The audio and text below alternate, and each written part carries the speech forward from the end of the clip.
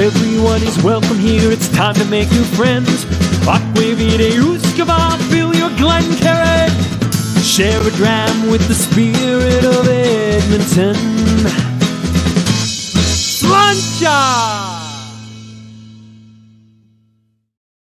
Slancha, and welcome, Whiskey Brothers, Whiskey Sisters, and Whiskey Friends, and welcome to episode 64 of the Canadian Whisky Journey's Whiskey Review. I'm Dolph. I'm the creator of the Canadian Whisky Journey, the president of the Alberta Scotch Society.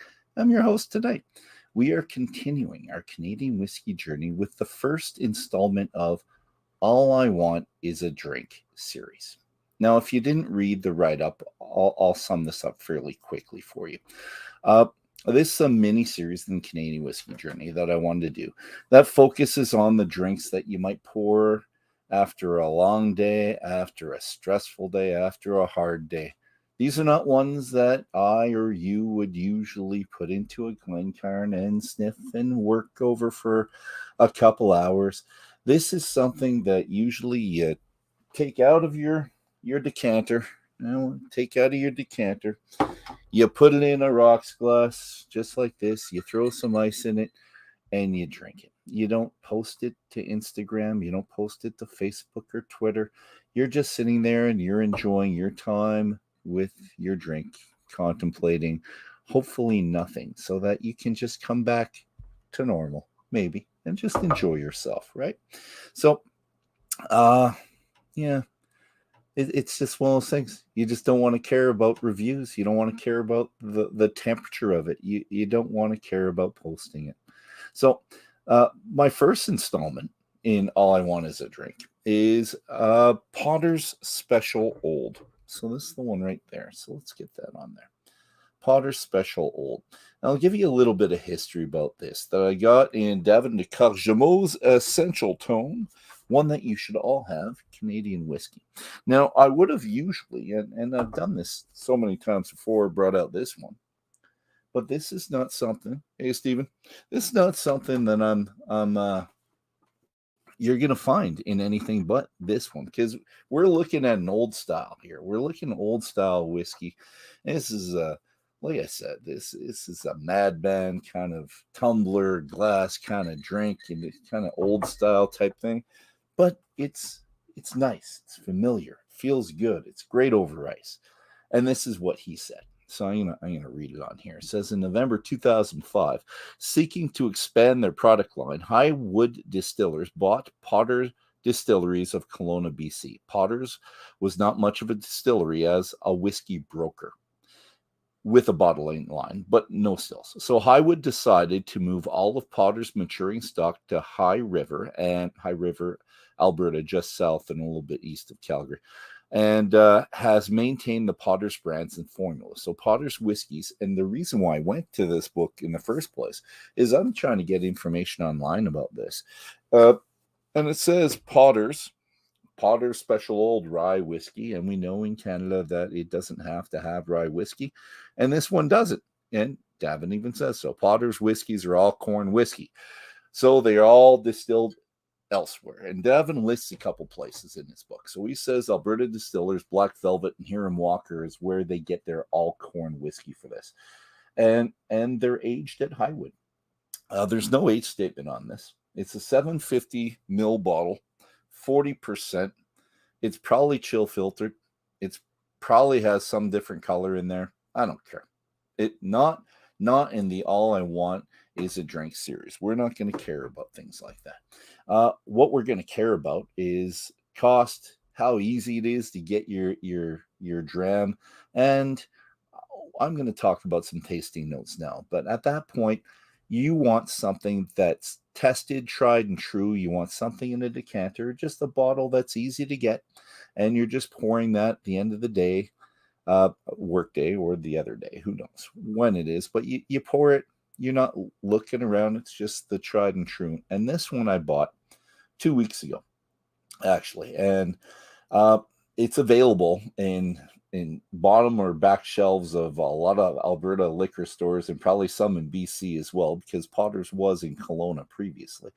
And I just cracked this. And I was pleasantly surprised. So you can see through this. This is 2 weeks worth of drams, and tonight I had quite a bit. Like it was up to here before, so quite a bit on here now.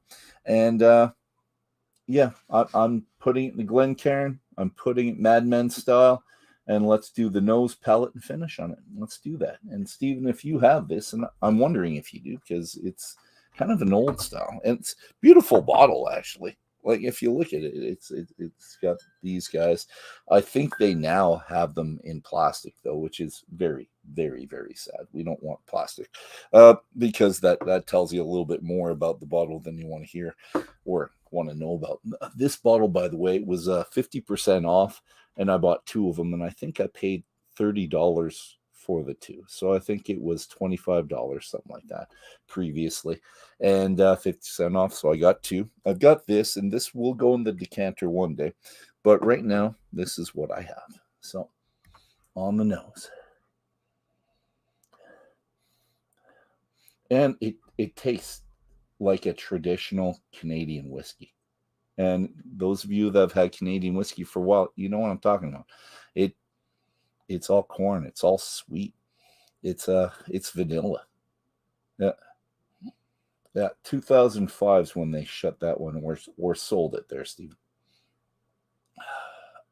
November 2005, to be specific. Not my wife told me that she got a bit of star of anise, and it might be well, her suggestion of it or not, but I think I'm getting that as well. And as I do with lots of these, I get kind of hay, a little bit of a hay smell to it. Sweet, verging on caramel, maybe caramel on the sweet, but it is sweet. And had I not known that this was 100% corn, I would have guessed wheat, because it's so light. Sweet, vanilla. Yeah, not much else there. On the rocks, even less. It smells kind of fresh, actually. I wouldn't say fresh cut grass or anything like that, but fresh, like a little bit effervescent.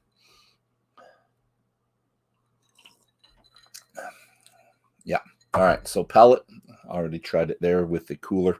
And no doubt you get a lot more flavor when it's not freezing or laden down with ice that's melted. But sometimes we just want that 100% corn, no rye. And some people had some barley, some rye in there. They have another one that's sold a little bit more extensively in the United States of Potter's, and same thing. The mash bill is going everywhere. And it wasn't until I finally decided to go to the source with Davin, and 100% corn sourced. Okay.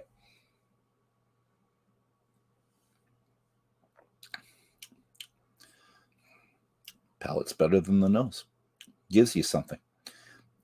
Very little heat, but that's okay. It's 40%. You're not going to get heat unless it's pretty tarnished. But this is you're getting the sweetness right away.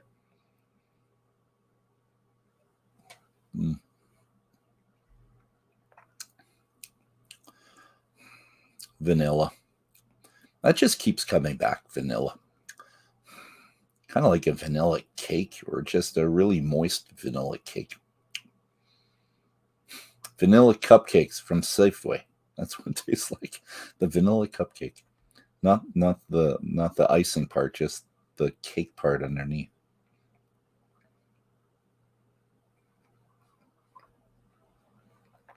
I keep wanting to say caramel, but it's not at caramel yet. So it's sweet, but not caramelly sweet. It's got vanilla. And there's a little bit of heat on the end. Going to the rocks. Nice. Like that sound. I like that sound. Now, it goes down too easily when it's in one of these glasses, by the way. When it's cold, it goes down way too easy. But Tastes like a traditional Canadian whiskey. If you think Canadian whiskey, this is what's going to come to mind, I think. Not soft enough. So I think if this was at the 46% that we all talk about now, but it's not going to be. It's a 40% whiskey. They're going to sell it that way. If it was a higher proof, I think I'd enjoy it more because I think the mouthfeel would be better. It's light. It's got a little bit there for mouthfeel. I think, like I said, it would have developed into something quite nice with a higher proof. Vanilla cupcake. Weedy vanilla cupcake, which is 100% corn. That's what it is. All right, let's talk about the finish.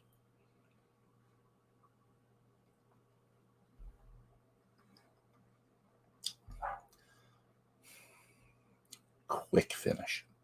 Goes from sweet to the little bit of, well, I don't want to say spice at the back of the throat. A little bit of heat from the 40% at the back of the throat. We're not going to call it hot at all. It's, I don't want to say refreshing, but it's a very short finish. It's predictable, but it's good. Go into this.